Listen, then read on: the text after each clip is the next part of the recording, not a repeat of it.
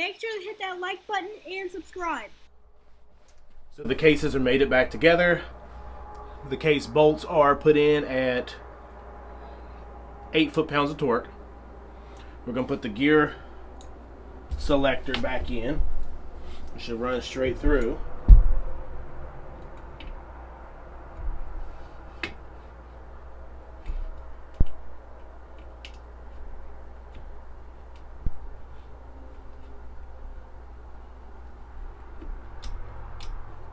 Alright.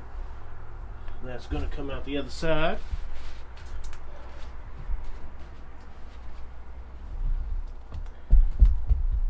Goes in here, and this pin rod sits in this portion right here. There's a little slot right there in the case.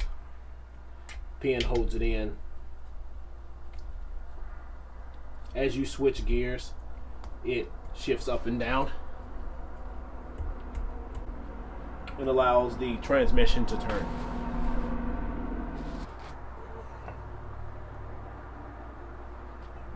This is going to go to the back there. So we left the oil pump already in there, so we're going to put those gears on. I'm thinking that gear goes on last.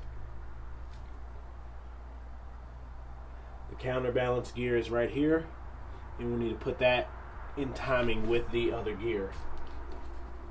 So the balance is on.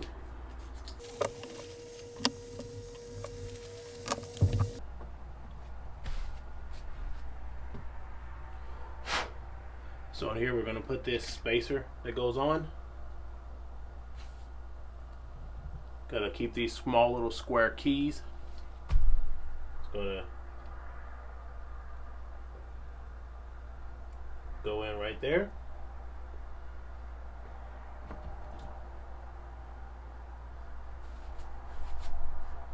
This is the absorber plate.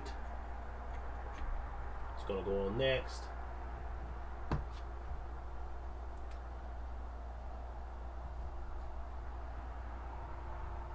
Balancer weight gear. As you see, there is a little dot on top. That's going to be important when you line these up.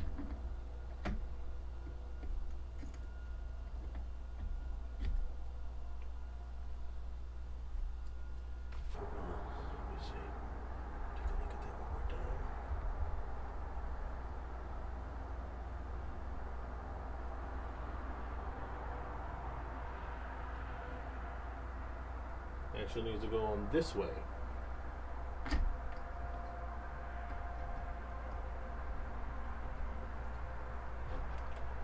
The locking washer.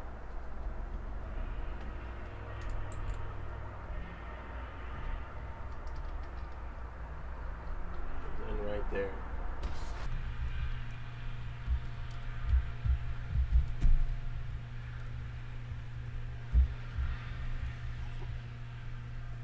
So here's the crank shaft here. So we're going to put this key on first.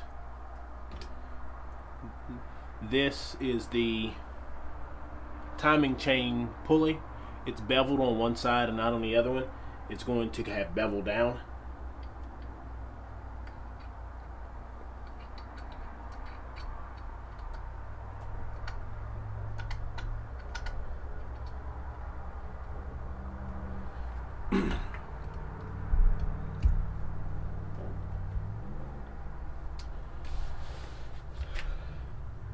And we're going to have this other pulley with the C on it.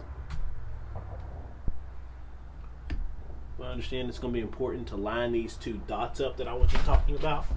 Those two are perfectly across from each other.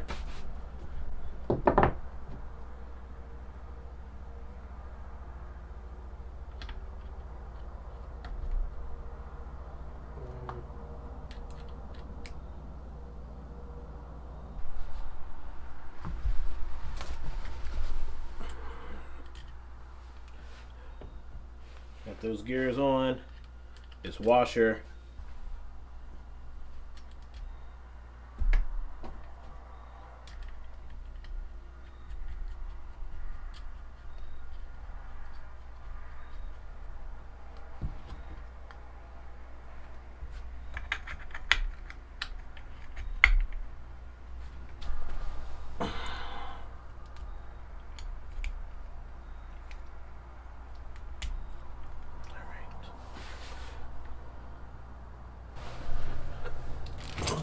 So, one smart thing to do I just thought about before you get too far in here.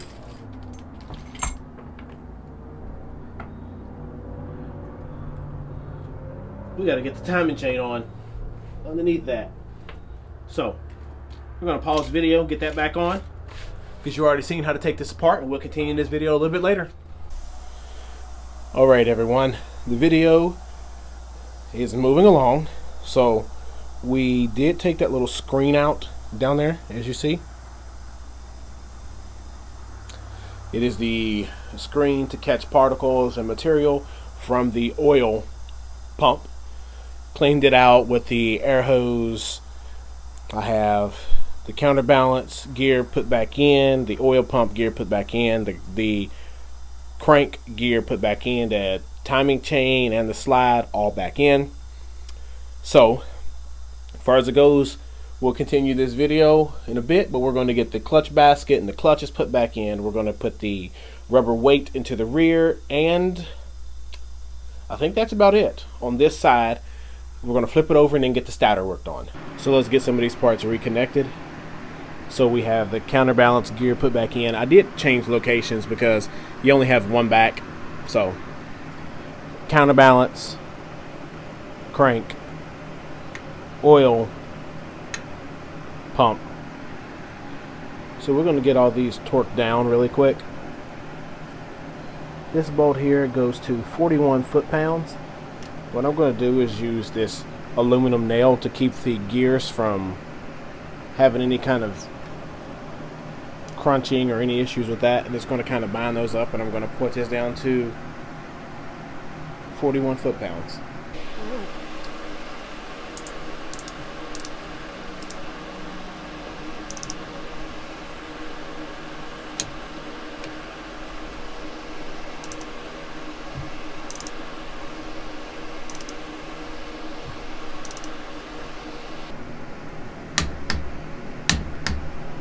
.41 there. I'm going to go ahead and get our oil screen back into the bottom as well.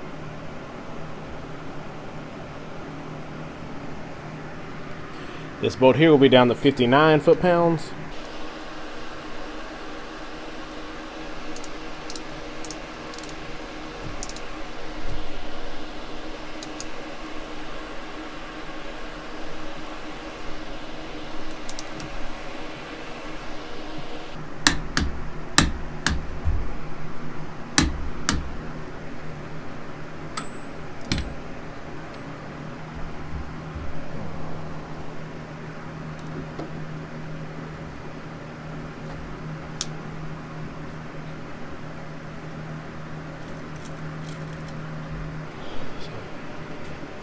.59, 41.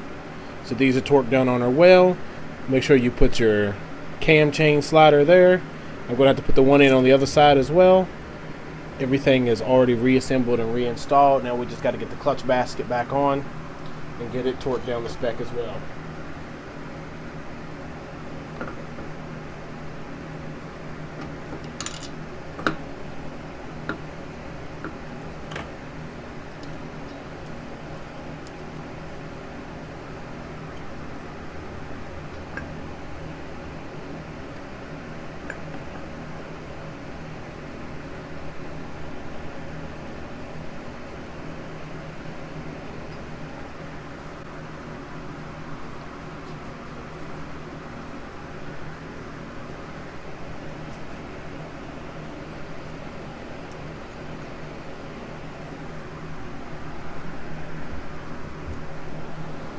This one gets torqued down to 55.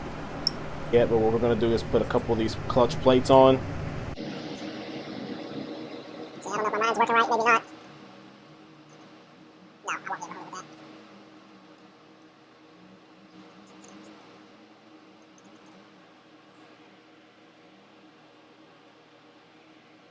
that. So, center nut, torqued down to 55, got the locking pin pressed down on it, clutch plates put back in. Make sure to be aware that you have this little bearing. It's going to go back down into that hole. When I found it before, the very first time that I removed it, kind of caught me off guard because I was under the impression that I had lost something or something had come out.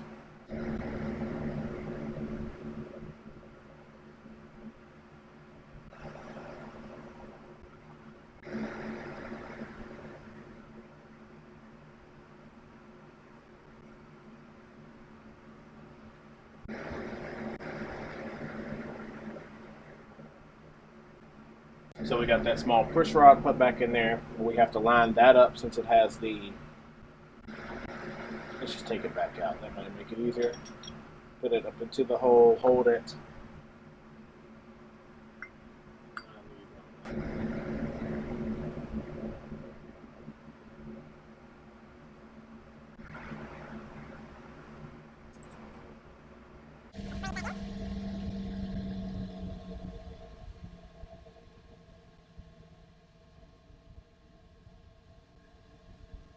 We're going to seat all of these down and they will go down to 6 foot-pounds.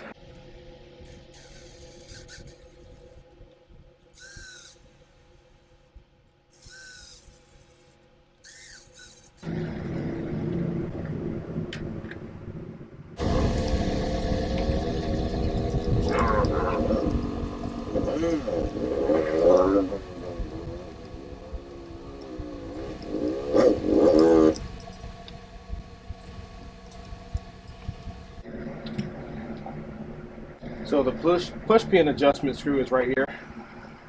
If you screw it in and you have that shaft kind of loose in there, what this allows is for the clutch engagement to happen, but nothing happened within the clutch. You see the clutches aren't moving. So we're going to screw it in.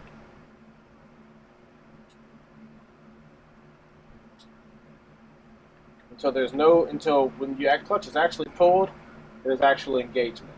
So right here it's snug up against there, which is where we want it. And as you'll see now, if you were to pull the cable, the clutches would release. Maybe if I show you. The clutches are released now. Here, clutch is back on. So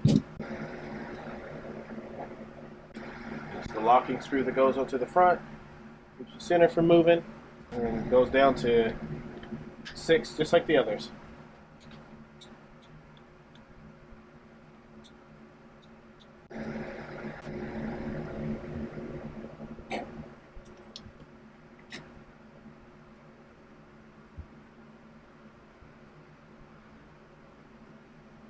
So I'm pretty sure this is everything. I'm pretty sure we have everything on the clutch side currently. We're going to get that other chain slide put in, and we're going to get this side put back on. All right, there it is. We have this side completely reassembled and closed up. Gasket cover, gasket back on. I put the gasket maker material.